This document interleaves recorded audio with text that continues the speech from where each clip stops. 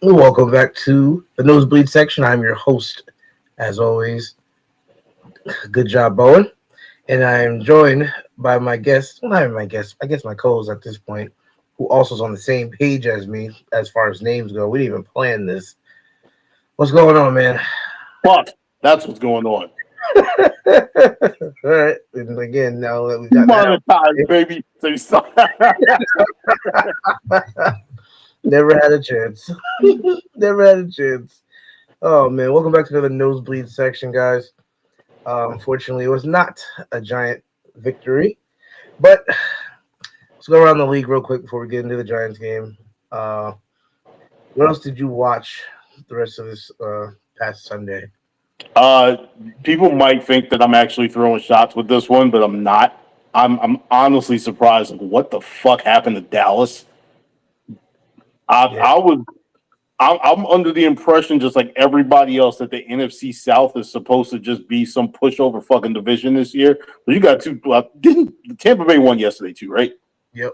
You got two 2-0 teams. One of them, matter of fact, both of them beat teams that I fully expected to see in the NFC Championship this year. So it's real weird.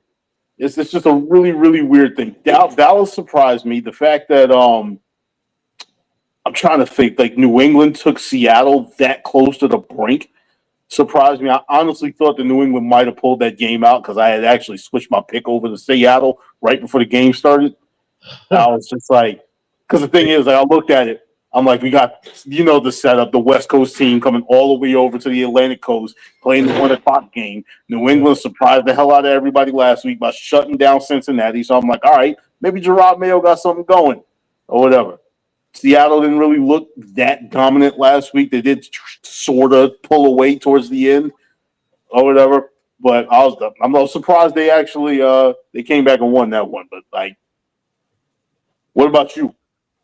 Um, I was gonna say, like you said, I was gonna say like the Saints game, and I mean, it wasn't just like they beat them; it was just like a thorough ass whooping. Like it wasn't like they beat them 21-14, like Mm-hmm. 44.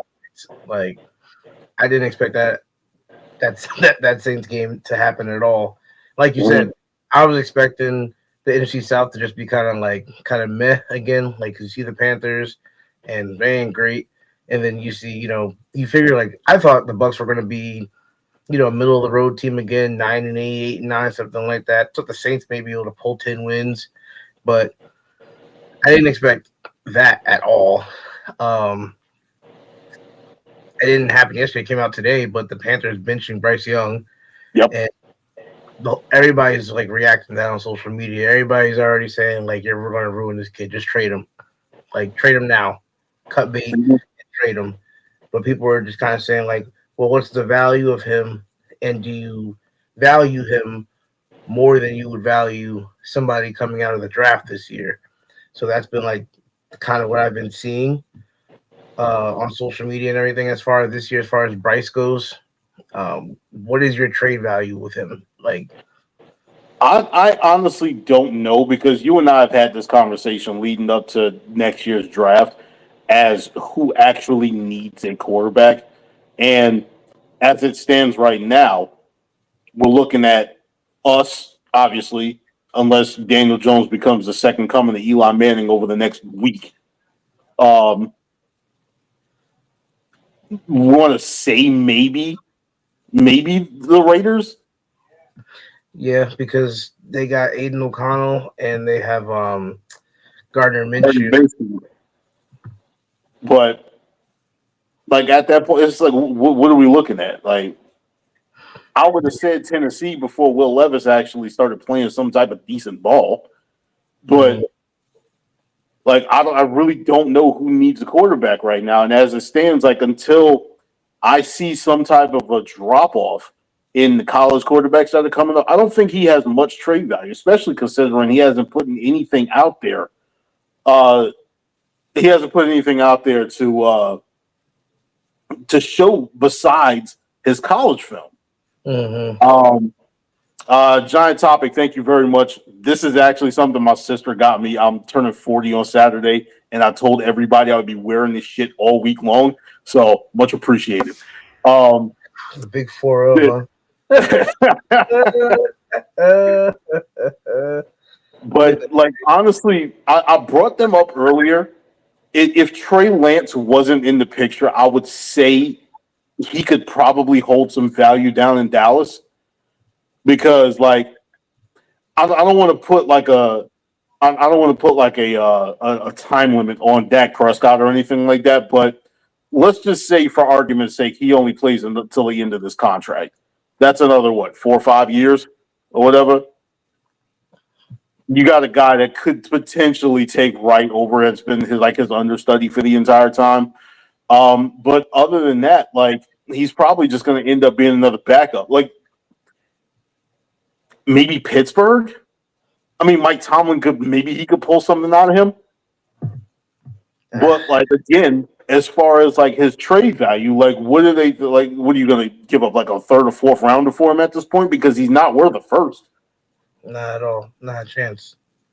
Even with like the years of control that you still have for the kid, he's not like that because of the performance that he's had so far. And maybe that's him. I don't watch Panther games, so I can't actually tell you. John will probably be better suited for that because he's down there. But I don't have the answer to that. I don't necessarily know. Like, is it him or is it the fact that the Panthers is just a piss poor organization? And I'm saying that as a Giants fan, that we ain't done shit in the past 10 years. Right. I mean, that's the tough part about all this. Like, it's going to depend on, who's looking at him. I wouldn't even say the Steelers at this point. And that's one of the things I was going to say, which I found just kind of weird about this past weekend, I guess, about Sunday. Just like the Steelers are 0-2 with Justin Fields. Now, like, my thing is they named Russell Wilson the starter. Russ gets hurt. Fields comes back in. They're 2-0. They're freaking leading the division. And it's like, so what do you do now when Russ comes back? Mm-hmm. Snatch Justin out, or do you just keep rocking? Do you snatch Justin out, or do you keep rocking with Justin? Like, that's going to be interesting to me. And then the Bengals and the Ravens being 0-2.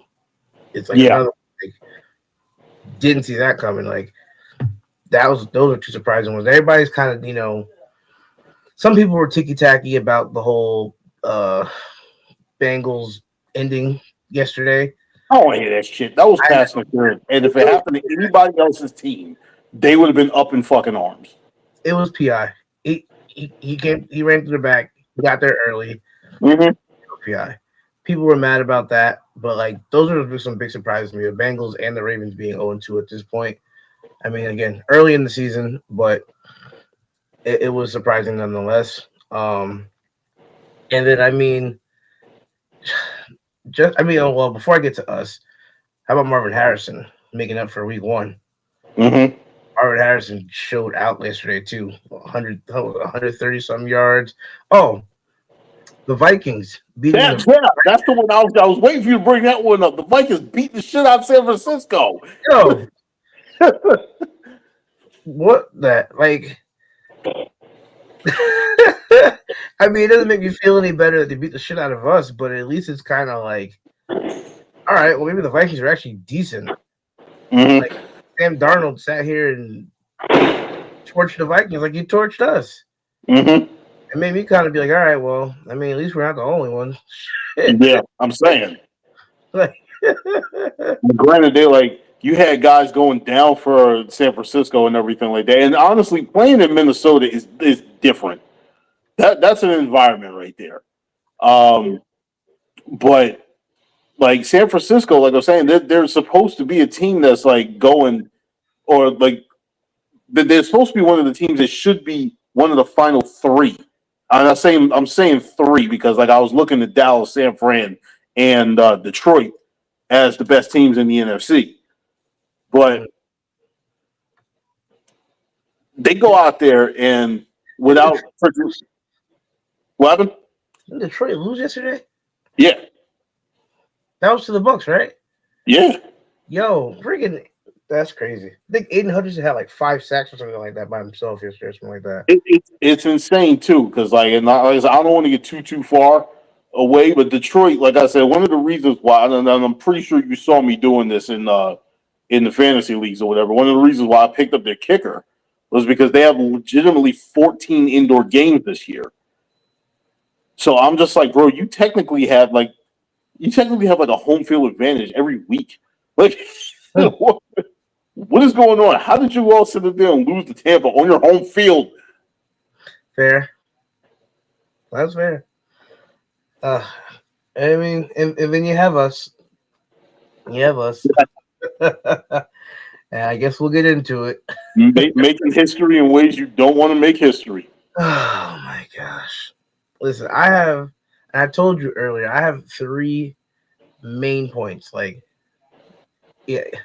topic. Yeah, sadly, we'll talk about us. Mm-hmm. So my 3 main points was we so asked. So my 3 main points are: 1, Dable and his mismanagement of the roster again. 2, Devin Singletary needs to learn how to run the ball correctly. And 3, as both of our names suggest, our defensive coordinator's ass. Those are my 3 main things for tonight. I know you have other things you're going to add on and everything. And as you can see, I don't know, you didn't see it, but everybody watching can see, the title of this is "You Can't Blame Daniel Jones for Yesterday." And I'll be the first person to sit up here, and I'm sure everybody else is up here sitting up here like, hey, if this dude shits the bed against the Commanders, who he's owned pretty much his entire career, then he really needs to be sat down. And we're still scared just as far as his injury concerns, and the injury clause could trigger and be a lot more money for us. I get that. This loss yesterday is not on Daniel Jones in the slightest. Can I pause you for a half a second?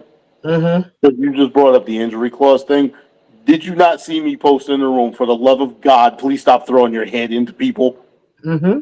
Because he's like, I get it. Like I said, you got nothing to lose at this point. Go out there and play with your balls to the wall, all right? But at the same time, stop trying to get yourself killed, all right? That's it. You can go on. Well, I just feel like, again, I mean, you kind of hit the nail on the head when you said, like, you're nothing to lose. Like, you really don't, because I feel like you kind of know that this is it for you. Mm-hmm. And also, if I get hurt, I have guaranteed money coming to me anyway. So what's the loss here? Like, I can go out and throw my body on the line every week, and I just know that I'm going to, like, if something were to happen, I'm going to get paid for it. If I get hurt, it's going to trigger injury release clause. So I'm good. Like, either way, I'm good. And after this year, more than likely, we're going to move on from him. If we don't move on from him, I think Dave and Shane got to go. If we don't move on from him, like, you have to do something different. The only reason why, the only way, being that we're 0-2 right now, like, our chances of making the playoffs, I think they said yesterday, are like at 16% right now, or something like that.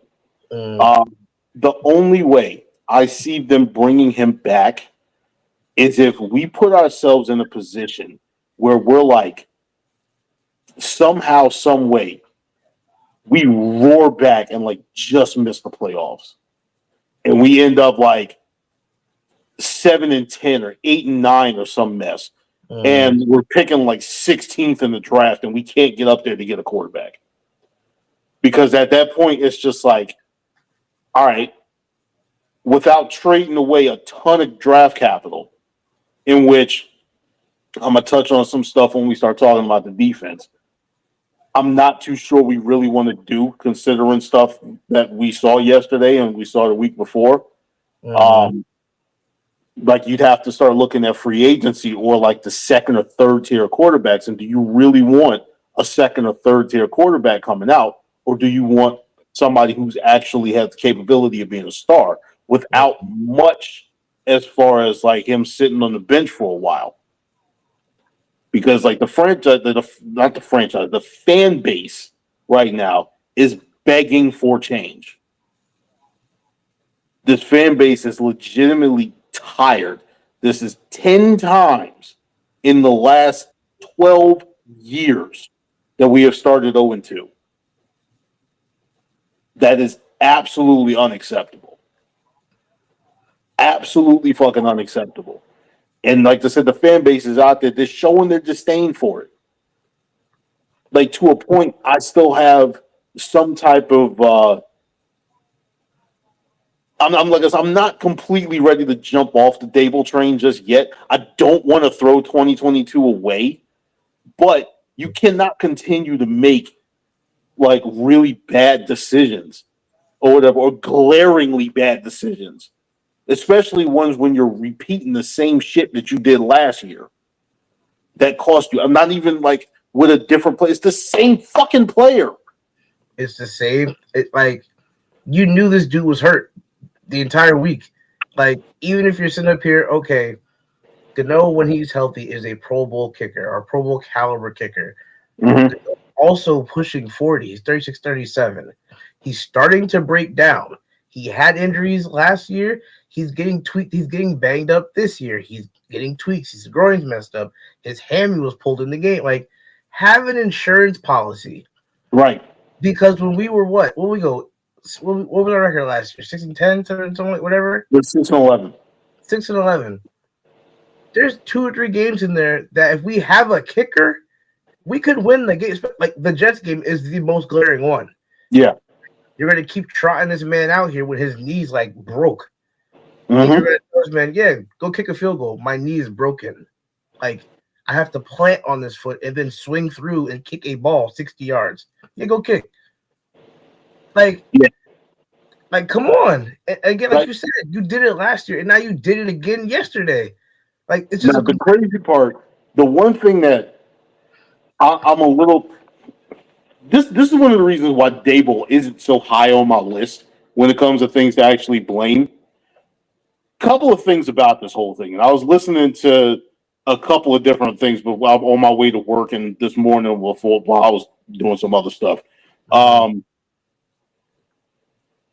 of the things that was brought up was the reason why Graham Gano ended up on the injury report, because there's a bunch of different reports coming out. One of them was saying that he was like injured all week.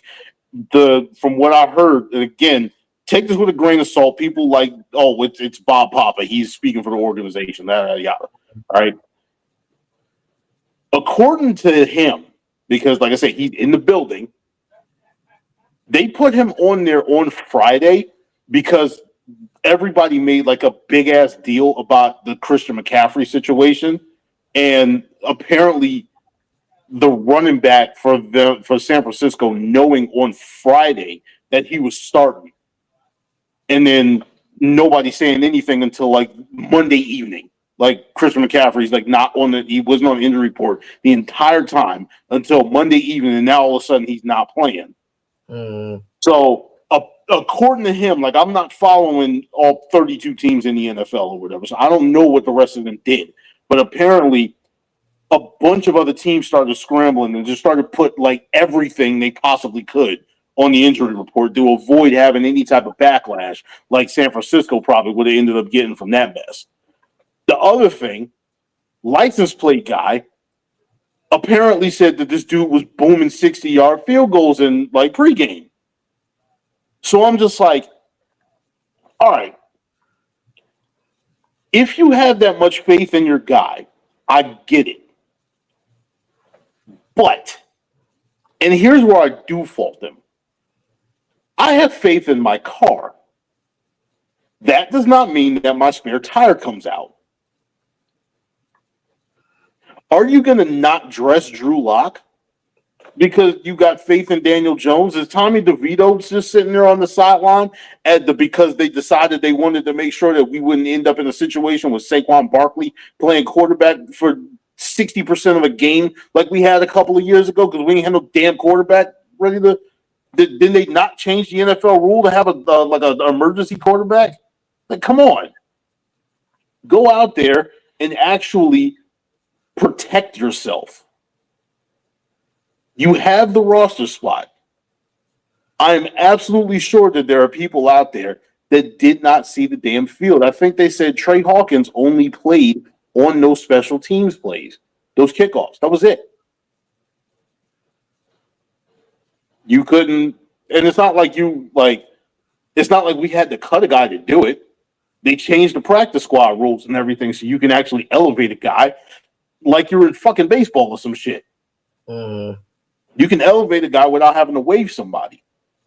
One of the biggest things is going on right now, and I need to listen to this and see exactly what the true explanation is.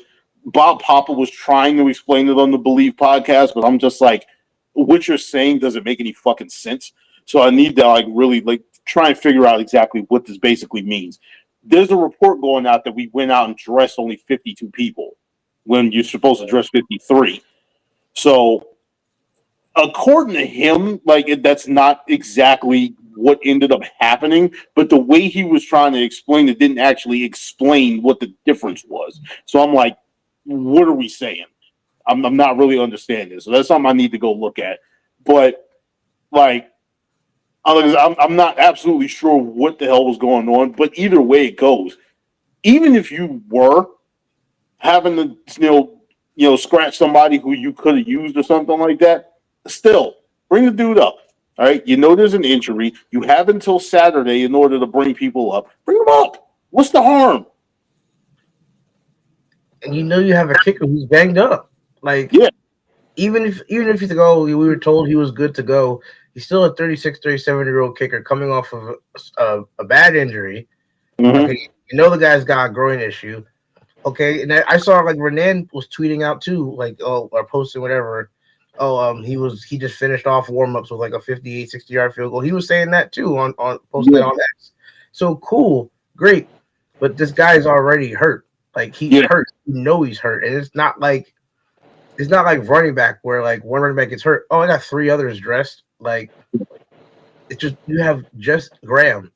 And we have Jude McTominay sitting on the practice squad who was with the team the entire offseason. The entire preseason, he was kicking the ball for these guys. You're going to go out and you're going to ask Jamie Gillen, Jamie Gillen can barely punt. You won't let him to be a fucking kicker too? It's not going to happen. Well, the thing is, Jamie Gillen can kick. It's just it's different between kicking in practice and kicking in a game where your nerves and you got to rush and all kinds of other stuff. I think he made a field goal or 2 last year or some shit. So, technically, in most situations, your punter is your backup kicker. But what I need to see, and maybe I don't need to see it, but what needs to happen is you need to spend some of this damn practice time, cross-training whoever the hell your kicker and your punter are.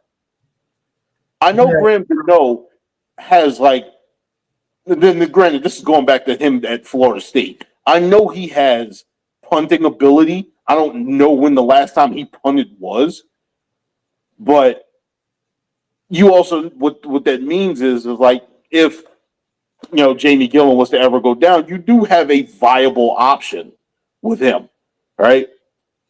Other way around, how often does Jamie Gillen actually kick field goals? Right? He can do it because he's done it before, but does he practice it all the time? Not from what I've seen in training camp. All I see is my man sitting there punting on the side. Jamie Gillen can barely punt. I'm not going to ask him to kick. We have a punter that can barely punt. That's how I see it. He's because half the time the dude's sitting up here shanking punts left and right. I don't know what the hell we saw in him to give him a better contract, but after the season he needs to go too. I don't know what we see in the guy. No, it's just you have a big leg. That's all it is. Well, that's great. You can have a big leg all you want. You can miss the ball half the time you kick it. It don't help me. No. I can kick the ball 70 yards when you actually can hit the ball though. So you ask him. Can't ask my punter to go out and do field goal kicks when he can't do his main function. It don't make sense. I'm not gonna it's a quarterback that can't throw, a running back that can't run, a punter that can't punt. You can't do what I've actually hired you to do, but I'm going to get you to do this. It doesn't make any type of sense. Again, you had a kicker on the practice squad. Mm-hmm. You had a kicker who was hurt.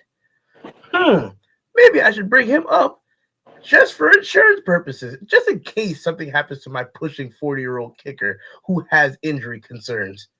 No, let's not do that. Let's be reactive again instead of proactive, and just like you said, cover ourselves. Let's just. Oh shit! They returned the kick on the opening drive of the first play of the game, to where my kicker, who has a groin injury, has to try to run him down and blows his hamstring in the process. Mm-hmm. Great job, Dable. That's on you. That's on Shane for mismanagement of your roster and your personnel. Now, of course, what are we doing today? Oh, we're very reactive. Oh, because our kicker got hurt, now we're going to bring in 4 kickers and try them out. Of course you are. After the fact. Great job. That helps nobody. You're 0-2 and you're staring a schedule where I don't see you winning a game for the next 8 weeks. We're going to lose games on our bye. Ridiculous.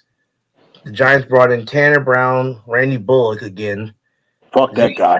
Zane Gonzalez and Riley Patterson today for kicking practice tryouts. So they're going to hold, from what I read, they're going to hold tryout. They held a tryout with those 4, and then they're going to weigh them against Jude McTominay and see what they like there. McTominay's on the international player exemption list, though, so he can stay regardless. Like, he's our international player, like when we had Sandro Potscover. So, yeah. But that was my first big bullet point. Just Dave's continues to just it. I hate being reactive to stuff. I hate trying to do stuff after the fact. Like, I hate that.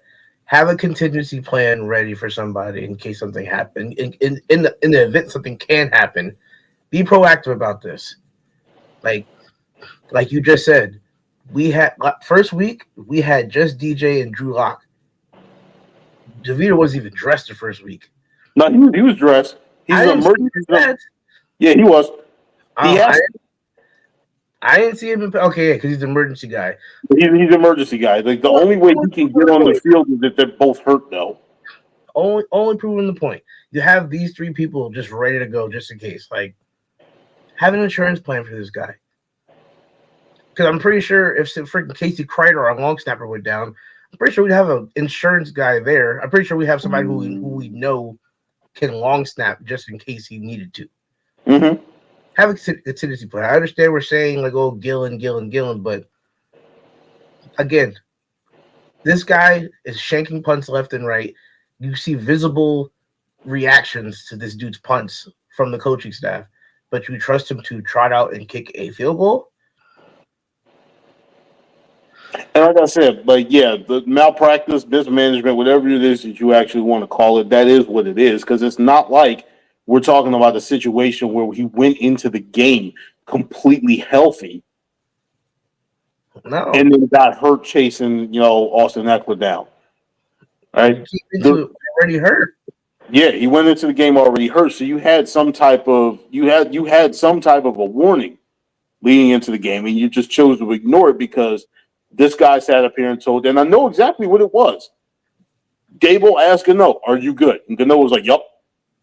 And Dable was like, "All right, let's go." And at that point, it's just like sometimes you got to protect people from themselves, and you also have to. What one of my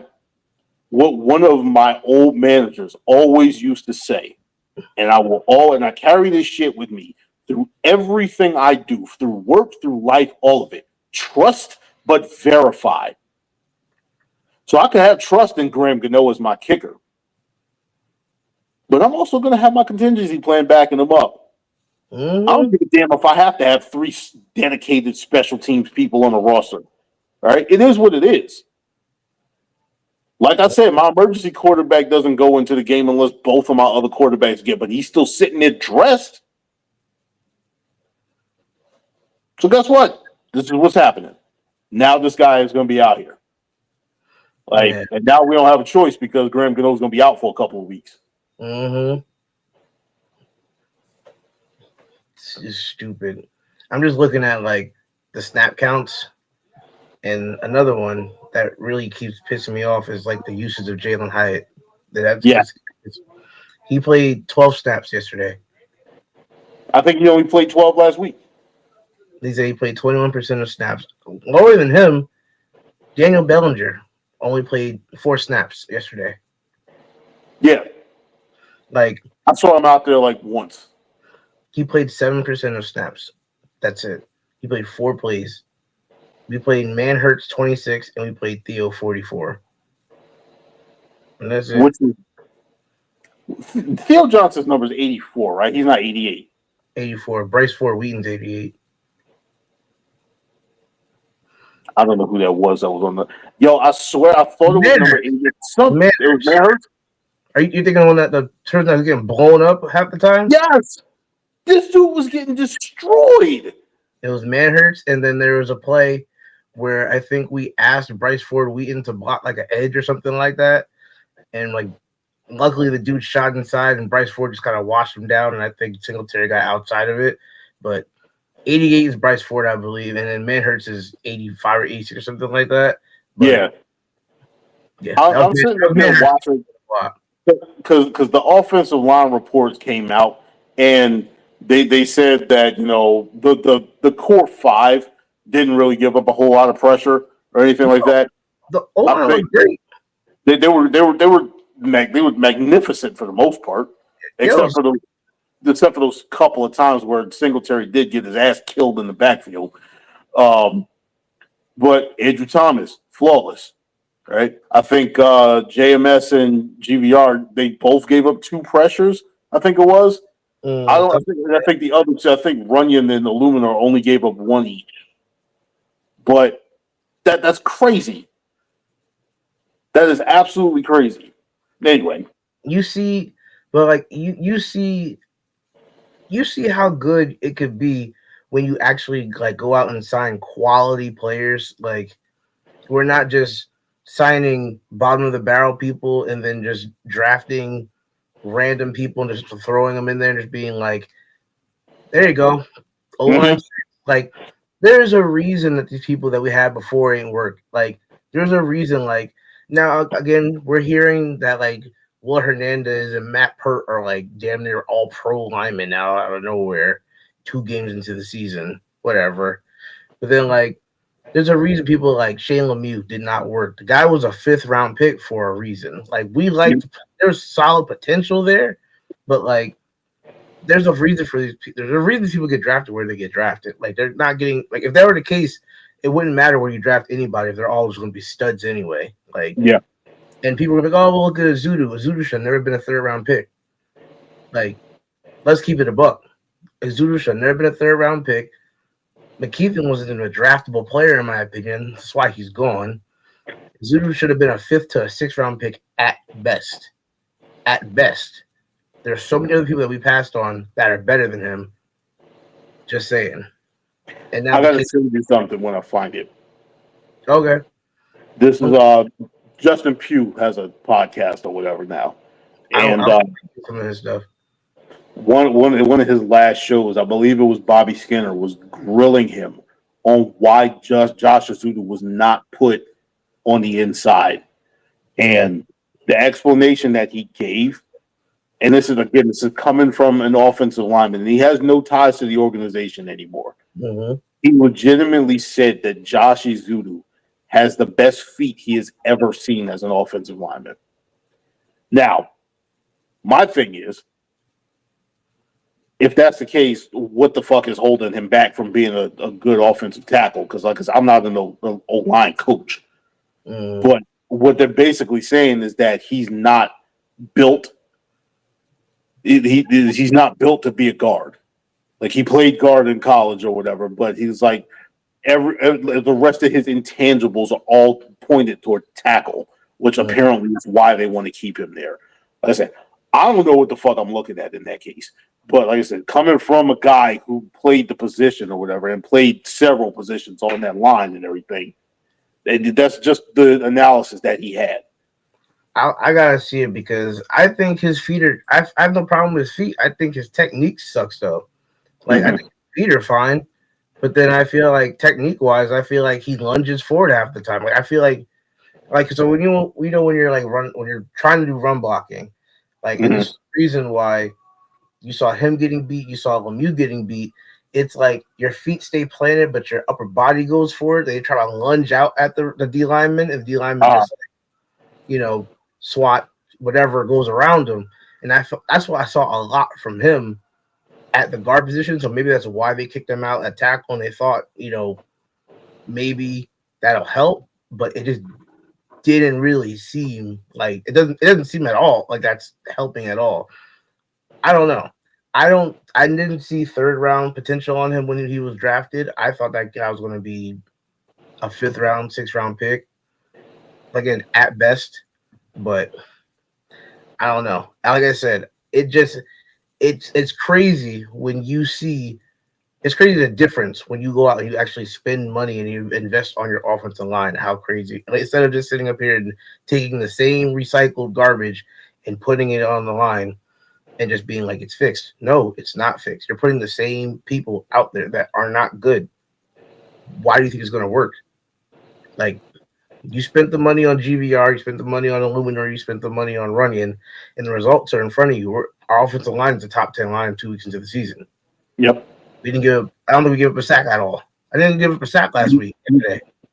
Maybe one. Yesterday, Daniel Jones got sacked yesterday, but they didn't charge it to the offensive line. I'm trying to remember exactly what ended up happening. It was one of those things where Washington blitzed and there was pressure. Pressure came from one. He evaded that one. Pressure came again, and he evaded the next one. But as he evaded the second one, somebody else was coming and got him. So it was just like, it was one of those really, really weird-ass plays or whatever. It was like a really well-timed blitz by Washington where they kind of sort of just fucked their line up or whatever. But it wasn't charged to anybody. I don't know. It just, to me, like, you have to invest. And this is what Shane wanted. So, like, I'll give him kudos for that. Like, that was the one thing he was like, he wanted to fix and invest in the line. Like, and he did that. And people were like on his ass about like, why didn't you go out and draft a lineman in the first or second round and really put some? I'm like, okay, like, you have your damn near still a rookie in JMS because he was banged up half of his rookie season. Yeah, you have a rookie center, but now you have quality veterans on both sides of him. Both guards and both tackles are quality veteran players. All he's doing is sitting back and soaking up all that knowledge from all of them. They're going to make him so much better. Like, that's the hope. And they're all on, except for GVR, he's not a multi-year deal, but everybody else is on a multi-year deal. Yep. Like, so, I mean, line-wise, I can't be too mad at the offense. I mean, again, 18 points isn't like, a crazy amount of points. Like, it's not like, oh, like you went out and whatever. But I can't be mad at you because you get the ball half the game. Like, you did pretty much the most you could have done with what the time you had. So I can't even really be too mad at the offensive line. Did DJ miss a throw or two? Yes. But, like, Neighbors had a hell of a game. Singletary, other than his fumble, had a great game, which we're going to get to. The line looked phenomenal. Like, so, I mean, offensively, I can't be too mad. Like, again, DJ was averaging, I think, what was it, like 11?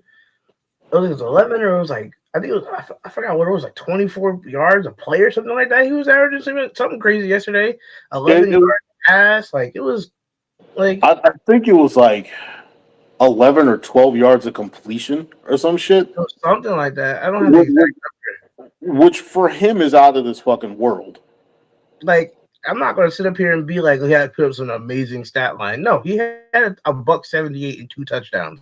Yeah. But he also didn't have 2 fumbles. He didn't also have any fumbles. He didn't have any interceptions. He got the ball out of his hands. And again, you can't expect the guy to put up 250-yard, 300-yard games if he ain't got the fucking ball in his hand. Yeah. Like. Yeah. Nah, I'm sorry. I just got a notification that Bad Dog is about to go live. Oh gosh.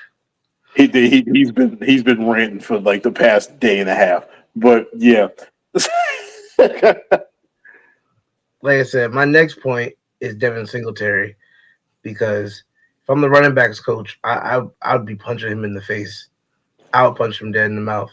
And honestly, like you said before, and I've been saying this the whole time watching him run, even in preseason and everything else, I said, hey, you You're finding some good lanes. The O-line's opening up some great holes for you and everything. Switch the goddamn ball in your hands when you're running. This is people work on this at the middle school level. When you were running on one side of the field, if you're in the middle of the field, okay, cool, whatever. The ball can be in either hand. If you're running up the left sideline, you put that ball in the left hand. So if and when it gets punched out, it rolls out of bounds. Don't run up the left side of the field with the ball to the field, because you saw what happened. We were going down that score to drive. We were going down to score that drive. Like we were going marching down the field. It was going to be a touchdown or a field goal. Well, it couldn't be a field goal. It was going to be a touchdown. We were going down the field to score a touchdown, but because he's running and you're going through lanes and you're doing one of these little things, leading out the way instead of just switching, you got the thing punched out. Washington goes back down, and the rest is history because we can't stop a freaking nosebleed on defense. Like, I'm like, yo, you had 95 yards rushing. You had a touchdown. You had a good game on the ground. Switch the ball. You're what, a 6, 7, 8-year NFL pro? You started for multiple teams. You should know that this is basic day one stuff. Switch the ball. Or find somebody that can. Like, I don't care if you got the guy on a 3-year, $15 million. Like, bring Dante Miller up, bro. Like, because that man was not getting a fair shake in preseason, running behind the 3rd, 4th, and 5th string linemen. Nah. Can you imagine him hitting the holes yesterday? Bro. As much as we want to see him break out with his speed, 4.27 speed, bring Dante Miller up and let him run through the holes that Devin Singletary had yesterday. Mm-hmm. That man would have had a 200-yard rushing game. I'm saying. Bring that man up. Like, and for anybody watching that does not understand the magnitude of that 4.27, that man is 6/10 of a second slower than Xavier Worthy. Guy out there tearing shit up for Kansas City. Like, we drafted Tyrone Tracy, barely used him yesterday. Mm-hmm. Drafted Eric Gray last year, barely used him yesterday. Like, I have the snap counts. I have offensive snap counts. Singletary played 79% of the game. Tracy played 12 snaps, 21% of the game. And I'm pretty sure some of those were special teams. Eric Gray didn't see the field. Eric Gray was out there on special teams, so the Tracy snaps, they weren't. Special teams. Like, come on, man. Like, just like, you got other backs. You drafted these guys. Like, give them the ball. Give them some carries, or bring Dante up. Dante's a more explosive dude. Like, bring Dante up. Like, come on. I wasn't mad at the Singletary pickup at all. Like, 3 years, $15 million. I know he's productive. I know he can catch out the backfield. He's a willing blocker. But again, not, I guess, being in the market to watch the games that he's been on other teams. I don't know if he's done that his whole career. But the fact that he's doing that and the Giants running back coach isn't like punching him in the mouth, like, I'd be losing my mind. Mm-hmm. This is basic day one stuff. Like, when you first start playing football, you playing football at the Little League, PAL, Pop Warner League, and you're 5 and 6 years old, and they're like, hey, when you run the ball, switch it to this arm because if you fumble, it goes out of bounds. Like, this is day one stuff. Mm-hmm. Why are you still holding the ball in your right hand on the left sideline? It's small fundamental things like that, though, that cost us the game. And the crazy part about it, and this honestly goes to every single running back that the New York Giants have had in this organization since 2007. Who was the running back before them? Tiki Barber. What did Tiki Barber do? What was he known for prior to Tom Coughlin coming here? Fumbling the goddamn ball because he wasn't holding it correctly, right? pitch. What did you sit up here and do when Tom Coughlin showed up? Started sitting up there carrying the ball high and tight, right? Sitting up there carrying the ball like this. Mm-hmm. One of the things that he said in one of the I'm trying to remember exactly where I heard him on this in this podcast. He said the reason why Coughlin told him to do that is because when you hold the ball vertical, how do these guys come in over your shoulder? They come in punching down like this, right? If you're holding the ball here and they come punching down like this, they're punching right there, right? You hold like this, that's what they're hitting. So even if you don't switch the ball into the other hand, carry the ball with some type of friggin' like security, right? Now, granted, that opens you up to this thing, but how often is anybody doing that? Right? They punch you in the funny bone, maybe. Like that's the only thing I got. Like you know, and to jump on that point too, before we move on to like the biggest thing was along with what Tiki did that, and I used to teach actually, so like I used to really love to the point where like when I try to, you know, I was kind of coaching like little league kids and stuff like that, and I would tell them like, hey, like if you're gonna hold the ball, like you can hold it high and tight. But along with what he used to do with that, he'd hold it high and tight, and then when somebody came and was getting ready to try to punch that thing, he would grab his wrist, he'd lock that thing up, and there was nowhere to go. There was no way to push that ball out. That boy didn't fumble ever again after that. Yes, I swear, I think over his last 3 years, he only fumbled like 3 times. Yo, like crazy. As soon as he felt pressure, that thing was already high and tight. As soon as he felt pressure, he grabbed his wrist and locked it in, and he was not getting it out. Like, no. Like I was, Devin Singletary gonna have to go to that Tiki Barber school. No, I'm saying a whole lot of people need to go to that Tiki Barber school. But then again, I don't know. I do want to bring up something before we actually start ragging on the defense even more. 2 things in particular. Number one, Malik Neighbors. All right. Young man.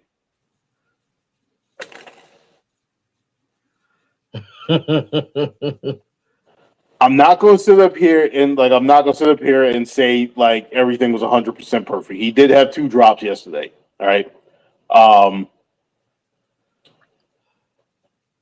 Like of course, like the crucial one, the 4th down one or whatever, where he was livid with himself. Yes, he was, which I love to see. Yeah, I love to see it, but I also want to say, don't let that shit get in your head. All right, just move on. I want it, if he's gonna hold on to it, I want it to be more of a positive thing. Like don't channel that shit in a positive way, because we've also seen in Darius Slayton what happens when you hold on to that shit. All right, this dude had like a whole year and a half where he just could not get over himself because he dropped like 1 touchdown pass that could have won us a game. So I'm like, let that shit go. Or whatever, like, or if you're gonna hold on to it, channel that shit and have it make you perform better. Don't sit up here and hold on to it like, shit, I fucked this up. I better not fuck this up the next time. It's more so, I fucked this up. I'm not gonna fuck this shit up next time. Just a different mindset. The other thing I want to bring up, and I said this shit last week, and I'm going to say this shit every week until he makes me not say it again. Drew Phillips, I am sorry. All right. I was so mad when we fucking drafted you because I'm just like, bro, I wanted Trey Benson on this team so bad.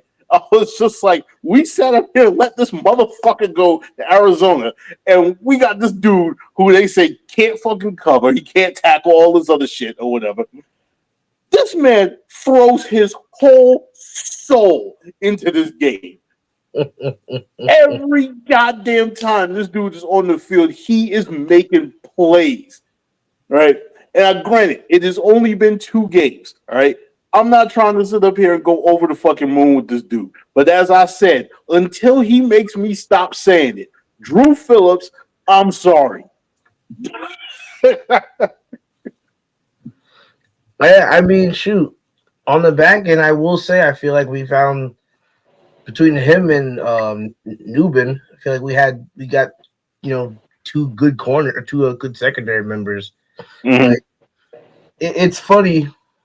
The last article I typed. Um, I don't know if I can. I guess I can talk about it. But one of the last articles I typed, I mentioned the secondary, and in the secondary, I was talking about how Shane was talking about post draft. You have to be a GM, you have to be professional and all that stuff. You have to be like, yeah, like our draft was perfect. Like you're gonna sit back like our draft was perfect. We got everybody that we wanted. Like Yeah, we got our guys. Yeah. we got our guys. We didn't have to move up and down the board like everybody else. We got our 6 people and we're happy. Like, and then like Hard Knocks comes out, and then like Kamari Lassiter and Kool-Aid go off the board, like back-to-back picks, 4 picks before the Giants go at 47. I'm like, granted, we got Tyler Newbin, granted, but I'm like, you have a CB2 issue that's just literally like holding you up and just slapping you in the face every week. Like, let alone Deontay Banks getting abused still.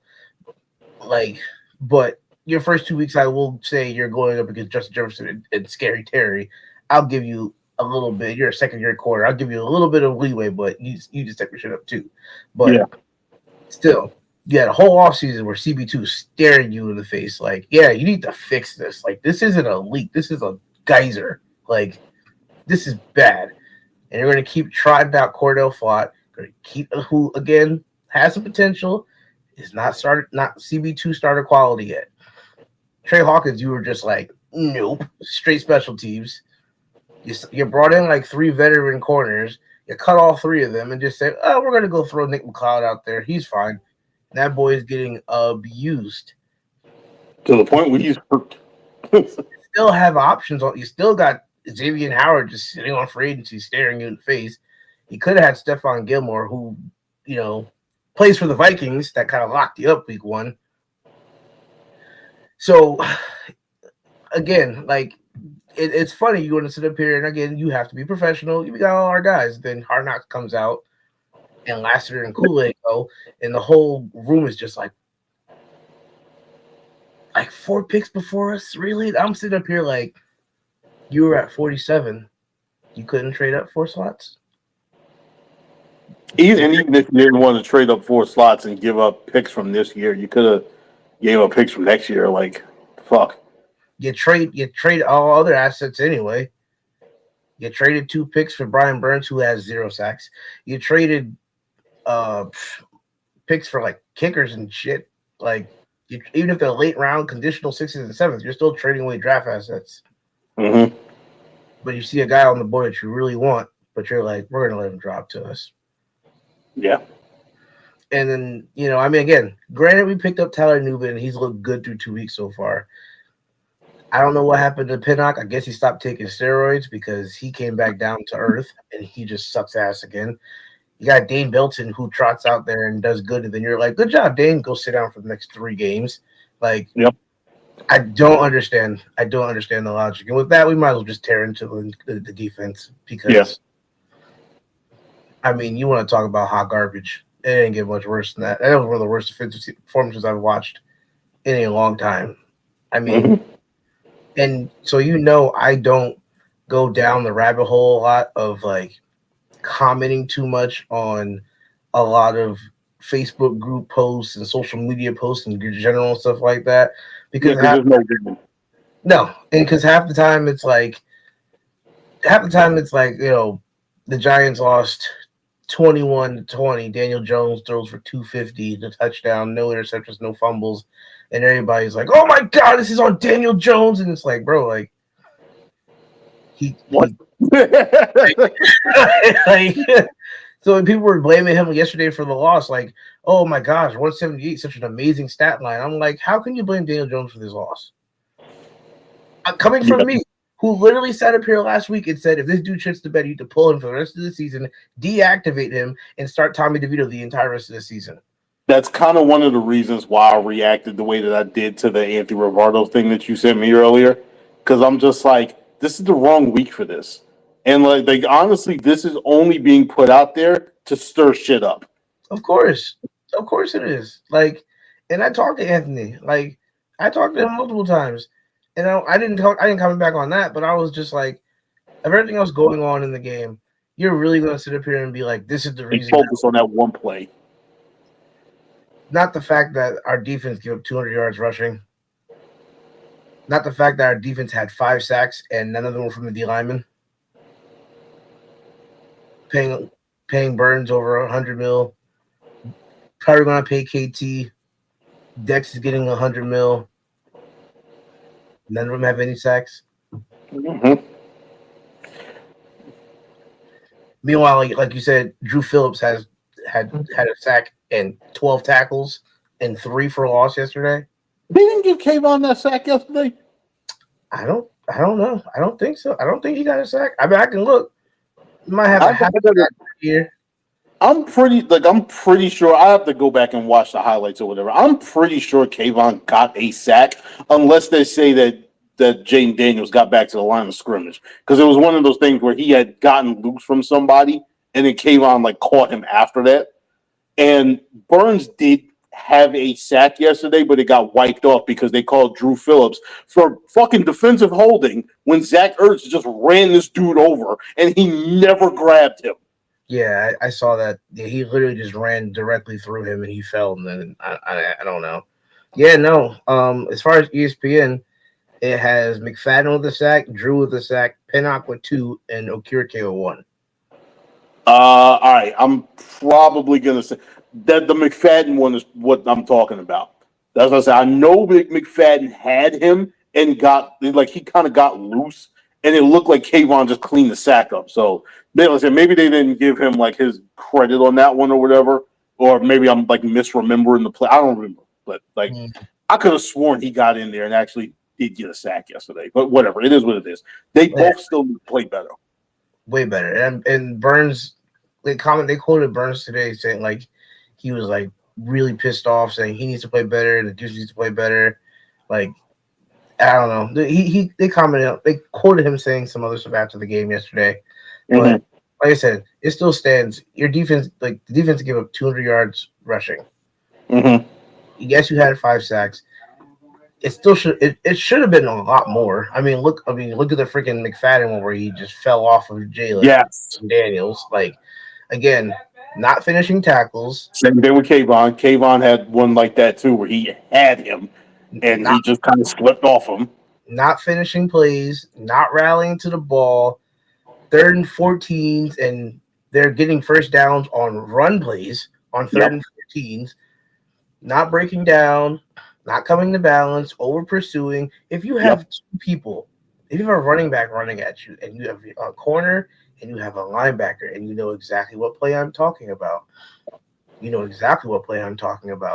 Yeah.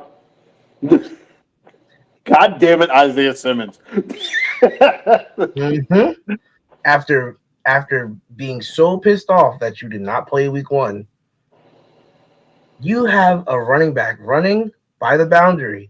You have a corner outside on the boundary. The corner attacks that shoulder. You stay on this shoulder and you attack this shoulder. The 2 of you it's called gang tackling. It's this crazy concept. It's crazy. Instead, no. You both want to fly to the same position and run into each other, and he runs for a first down. Crazy concept called gang tackling. Crazy concept called rallying to the ball. Also weird that it's 2nd and 4, and we're playing 9 yards off the ball with our corners. It's also crazy that they're just running the ball for 200 yards rushing, and Bobby Okereke and Michael McFadden are reading pass first. And as soon as Jalen gets the ball, they're bailing into coverage and then having to run back up to the line and getting smacked by linemen that are coming downfield. Why is a linebacker dropping in the coverage first when your first read should be run? I could sit back and dissect this defense for the next hour. Even if you have a spy. Which Simmons was supposed to be. I'm just saying. Granted, we're not going to be playing a quarterback the caliber of Jaden Daniels. And so I mean, as far as like the athletic Running caliber. ability, yeah. Right. I'm not again, this isn't me trying to downplay his arm or anything like that, but let's be real. Mm-hmm. I don't know how many completions he had yesterday, but I know 13 of those completions were like lateral or behind the line of scrimmage. Yeah, quick screens and stuff. So that was their game plan. It was get him into a rhythm, get the ball out of the hands fast, because they knew we were going to be playing back at like all kinds of for absolutely no fucking reason. Why there was no adjustment with that, I have no fucking idea. Not one adjustment, and I don't understand that.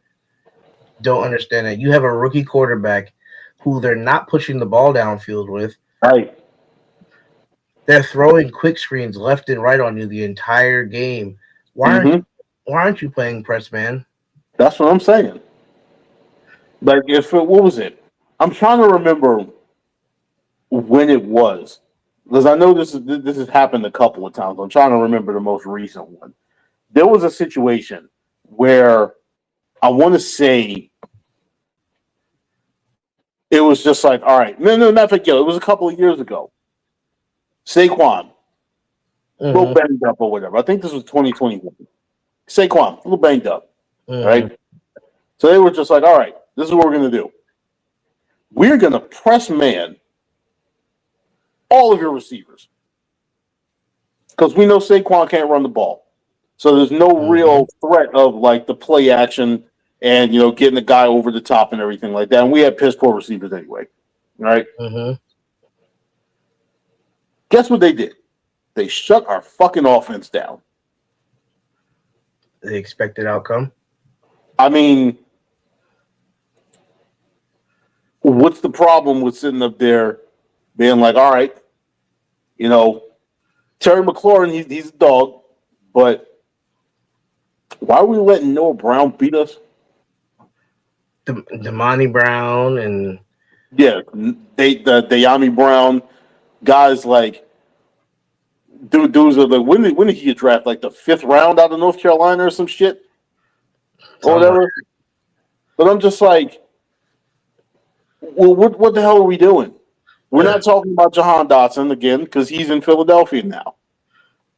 We're not going up against Jordan Addison and Justin Jefferson. All right? What the fuck are you scared of? Zach Ertz is 372 years old, and y'all are still getting sunned by this man. Speaking of which, Jason fucking Pinnock. Bro. The wounded duck that Jaden Daniels threw up in the air. I'm watching this ball just flutter. And I'm just like, this is going to be a pick. But instead of this man sitting up here and instead of this guy going up there and actually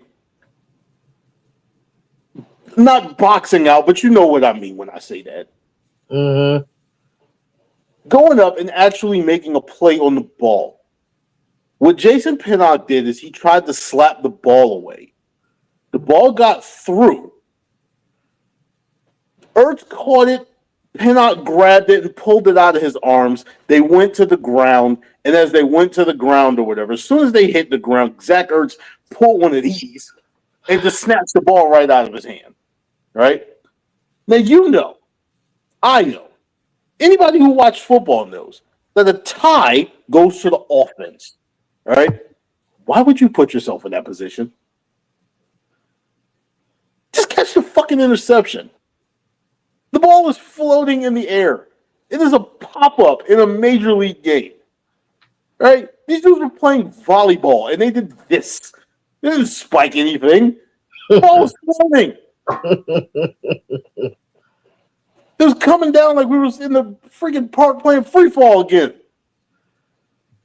Like, come on. That play right there pissed me off like no other. And they were saying on commentary or whatever, they was just like, we need to see if Ertz pulled the ball away from Pinnock after he hit the ground, which he did, but I don't care. All right? catch the fucking interception and leave no doubt. You are the New York Giants, all right? You cannot leave anything up to interpretation by any kind of referee or anything. No, you Go out cannot. there and leave no doubt. No, you cannot. No, you cannot. I didn't.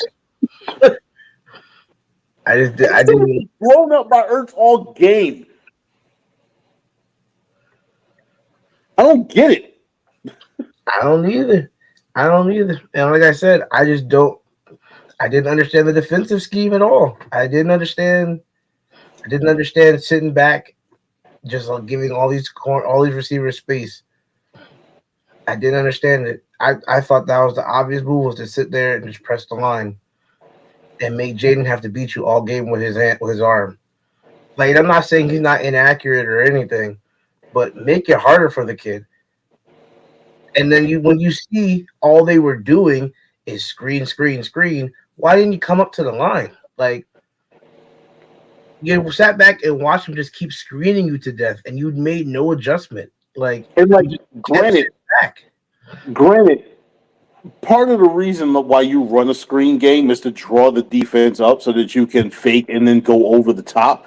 Correct. But who says you got to sit up there and immediately like commit 1,000% to stopping the screen or whatever, and just completely ignore the possibility of anything else happening? Instead of you sitting up here playing, 15 yards off of the line of scrimmage like you were, how about you come up to 5? All right? So technically you're not impressed, man, but at the very least you're sitting up there and you're giving the look like, all right, listen, you're going to stop this bullshit. Something. You didn't do anything different. You made no adjustments the entire game. I'm saying. They didn't punt once. And the crazy part about it, we sat up there, and I think I was listening to Bobby Skinner earlier, talking Giants. I don't think we blitzed once in the second half either. I don't know. And which we did. We ran a couple of blitzes in the first half. We had some situations, like one of the sacks that we got taken off the board was one where I think it was Pinnock. Yeah, Pinnock had gotten called for defensive holding. The one on Ertz. Yeah. Mm-hmm. Yeah. And then we had the other one where Drew Phillips got run over by Zach Ertz and got called for defense. It was fucking stupid shit. Like, yeah. That one didn't make any sense. Ertz ran straight in the field and just trucked him. Yeah. Off the line, mind you. Yeah. So within the 5-yard window. I don't want to hear that dumb shit. Yeah. Yeah, that I don't know. It just Bowen made zero adjustments. And like I said, like everybody's like, oh, you only scored 18 points, blah blah. I'm like, yo, this dude didn't force them to punt the ball once. Yep. The entire game. They scored on every possession. They scored on 7 straight possessions. I don't care if they're field goals. Because we lost to 7 field goals. Yeah. We scored 3 touchdowns and we lost to 7 field goals. Yep. Like,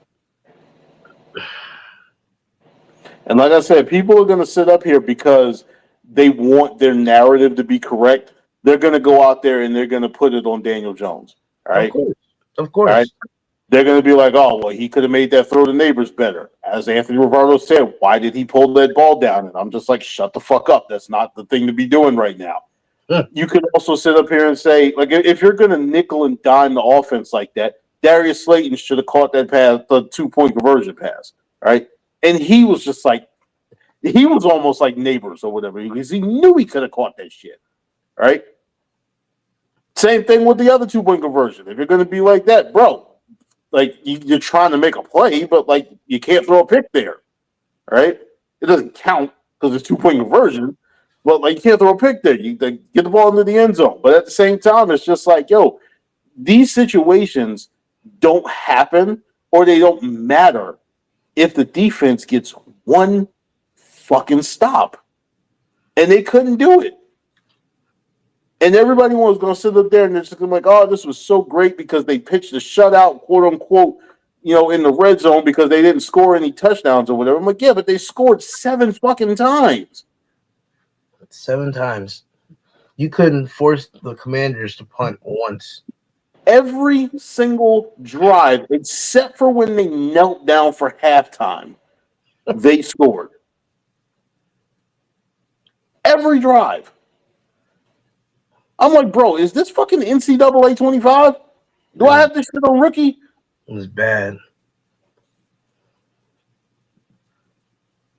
And it's like it's crazy because it's just like, and again, as I was telling my father yesterday, I came downstairs at halftime when I was talking to him, and I'm just like, listen, I get that maybe you're still learning a new defense because if you remember 07, we came out there and gave up 80 points over the first 2 weeks with Steve Spagnuolo. Mm-hmm. But Steve Spagnuolo's defense was complicated. He had blitzes coming all over the damn place. Shit didn't make no sense. And it took them a couple of weeks to actually learn that mess. This is the most basic shit in the world. It's rush with 4, and then you're playing like cover 2, cover 3 everywhere else. And it's just like, what is the problem? Why can't we get this shit done? Why are we leaving these wide open holes in these zones like this? Is it just designed for this tight end to have like a 15-yard window on all sides where nobody's around him? Like, what the fuck? I just think I think our first mistake was even hiring him in the first place. That was the first mistake. Like, I don't know. Like, I don't know what the perception is of working under Brian Daboll. So, like, I know that maybe it's the fact that you couldn't get a better defensive coordinator. For all we know, like I said, like Wink Martindale could have gone around and been like, "Yo, don't fuck with this dude," before he left. He could have done something like that. He brought other people in. I just feel like there are better options. That's all I feel like. Mm-hmm. And then I mean, like, yeah, you could say like, oh, he did a decent job with Tennessee, but Tennessee had a better roster. Yeah. Like, if you're gonna say that, then you have to like, if you're gonna tell him, okay, you're the defensive coordinator, okay, now you have to invest into that side of the ball. Like, yeah. Now, yes, you did that on the D line, but what about everywhere else? Like, you have Bobby O before Bowen, so he don't even count. Next to Bobby O, you got Micah, who is banged up always. And wasn't starting last week. So who would know if Morsal would have been playing, would he be out here too? Right. Like, and then you have probably the youngest secondary in the whole league. Mm-hmm. And it's not even like these are high round picks, because Pinnacle wasn't a high round pick. He was a practice squad player that we just happened to find and turned it into something good last season. Mm-hmm. Elton was a 4th round pick, I believe, who has been 5th. There you go. Mm-hmm. They have Belton, who's been sporadically used. You've invested Banks and Tyler. Well, Banks was even before you, so he's not even your schema type of person. Yep. You got Tyler, who you brought in, and you still have glaring holes. You ain't sitting up here with the Titans with freaking Harold Landry and Jeffrey Simmons and all them over there, and like, you don't have the linebacking core that you had in Tennessee. Mm-hmm. And then, I mean, there's still veteran linebackers you can go get, because again, you keep looking at it, it's the same thing as on the D line. It's just top heavy. There's talent that's top heavy. After that, you don't have that rotation of depth where you could just keep throwing people out there and still keep getting the same result. Nah, and this goes back, and I said I was going to say something about this before. During the draft process, y'all know Jaquan knows, John knows, every single one of y'all saw me sitting up there doing my mock drafts and everything. One of the main people that you always saw me picking was T'Vondre Sweat. Because I'm just like, bro, could you imagine that kind of beef sitting next to Dexter Lawrence? And it's not just her. This was actually said by a couple other people or whatever, but this is the one that I remember. Patty Traynor, I love you, but listen. Listen. All right? This is why. Because now we get sitting up here. Dexter Lawrence leaves the field, and guess what happens? There's no interior rush whatsoever. These dudes are getting bullied. Everybody loved Elijah Chapman. Elijah Chapman can't do it. He ain't Dex. Nacho, going out there, sitting up and make one play. That was the one fucking play you made all day yesterday, Brian. The rest of that game, you was getting fucking bullied. Bullied. He's getting bullied. Yep.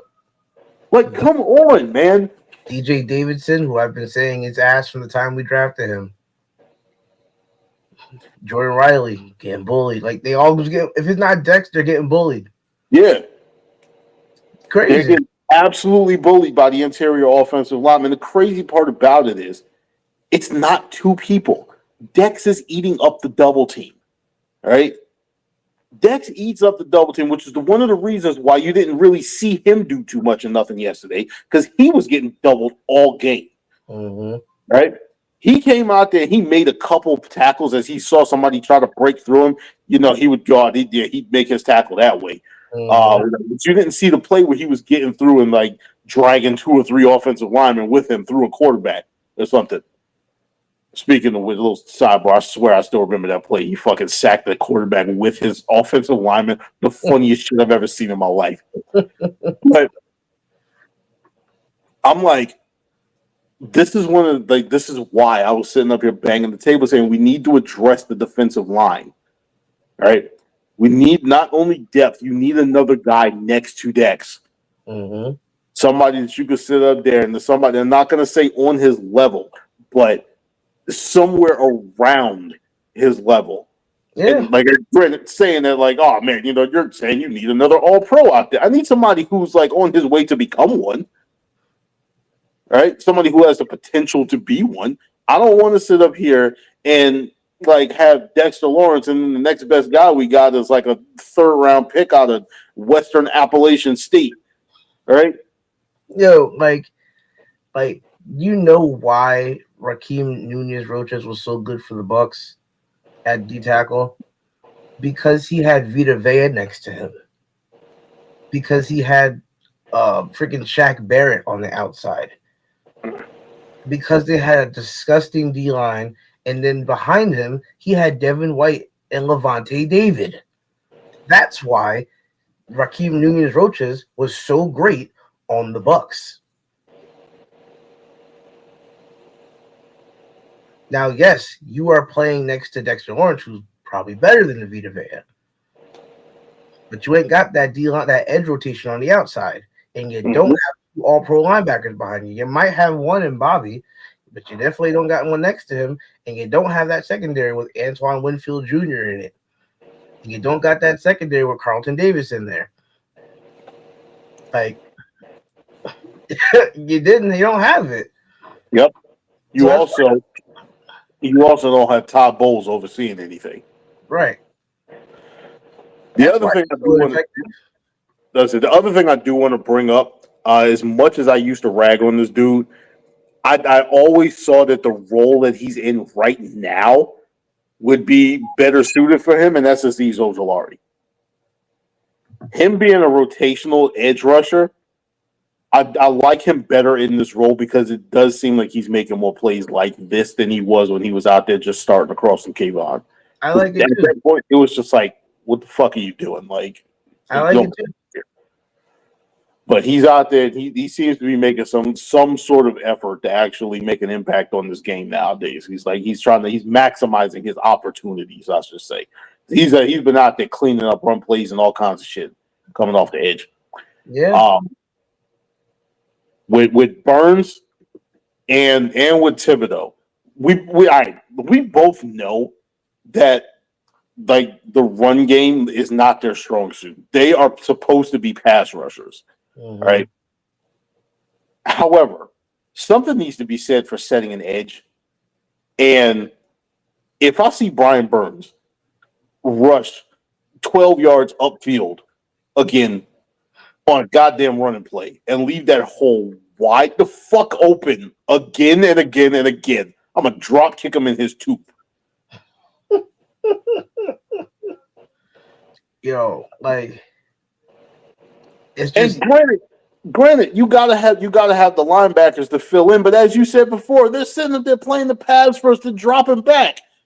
So then you got guys sitting up here just gashing us for like rushing for like averaging like 8 or 9 yards a carry or some shit because they don't get any type of contact until then. Brian Robinson was averaging 8.4 yards a rush yesterday.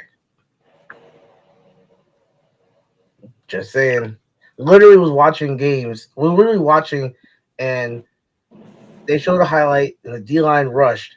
And as soon as the snap went off, our linebacker just Bobby O and Micah just shot back. Mm-hmm. And then they ran back up, and then lineman came and met him at 6 yards. And the runner already had 6-yard run. I'm like, why are our linebackers reading pass first? Yep.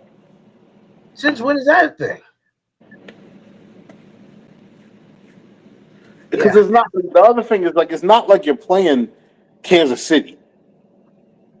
It's not like you're sitting up there, you're looking across the field, and like you're in like a zone or something like that. You know you're in a base zone or something like that, and CeeDee Lamb is lined up in the slot, and you're like, all right, shit, now I got to back up first because I know he's about to come on some type of a crossing route or something, right? That's not what's happening. Like, so I don't understand the concept behind like what the hell we were doing yesterday. You had a rookie QB with a not good offensive line and one receiving threat. You didn't take advantage of it. You didn't take advantage of it at all.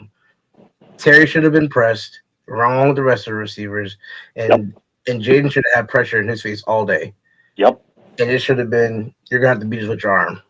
Mm-hmm. You're gonna have to go out there and be a gunslinger and fit it into every tight window that we throw at you. Mm-hmm. That's what it should have been yesterday. Instead, you sat back and you just let him just screen you to death. Screen left, screen right, screen left, screen right. Eli's first playoff game against Carolina. Carolina went out there and was just like, you know what? The Giants have one of them, and this is crazy to say, averaging like 24 points a game. The Giants have one of the highest scoring offenses in the NFL that year. What we're going to do is we're going to stack the box and stop Tiki Barber. And we're going to force this kid to beat us with his arm. And he couldn't do it. Why do you make shit easy for them? I don't understand it. Patrick Graham was never this bad, and I couldn't stand him. I know. We both hated him, and he was nowhere near this bad. Patrick, he was not this bad, and like I said, could not fucking stand him. So as it stands right now, Shane Bowen, like, you are the worst. Don't let me see you on the street. I'll fuck you up. You know, he's already he's literally already on the clock. I'm gonna throw a deer at you. He's literally already on the clock to be fired. Because I don't know what you're calling, but this ain't it. Mm-hmm. This ain't it. Oh gosh. Anything else you want to address before we get out of here? Honestly, just Cam Ward for Giants. Like, yeah, yo, for real. Like, that's my quarterback. I don't want anybody else. Okay, Cam Ward for the Giants, unless we find some way, some loophole to get Arch Manning to come out early.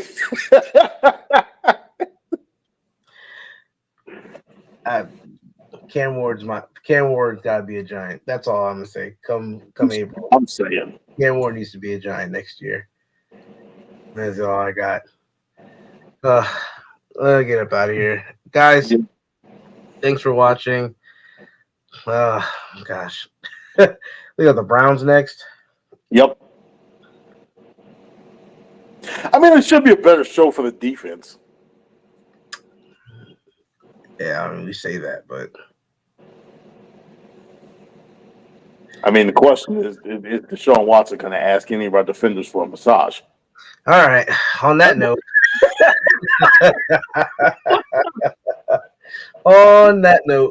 everybody have a good night. Demonetization. You gotta be getting offered money to get demonetized. At this point, we're gonna just be shadow banned. Like, gosh, man. Don't forget to like, comment, subscribe. Thanks for watching, everybody. Have a good night. Enjoy the rest of your evening. And hopefully we're coming to you with a victory podcast next Monday. All right, Giants, give me a goddamn birthday gift. Please win. Please, the man's turning 40. Give him a birthday. I'm saying. Give him a present. Good night, everybody. Goodness gracious.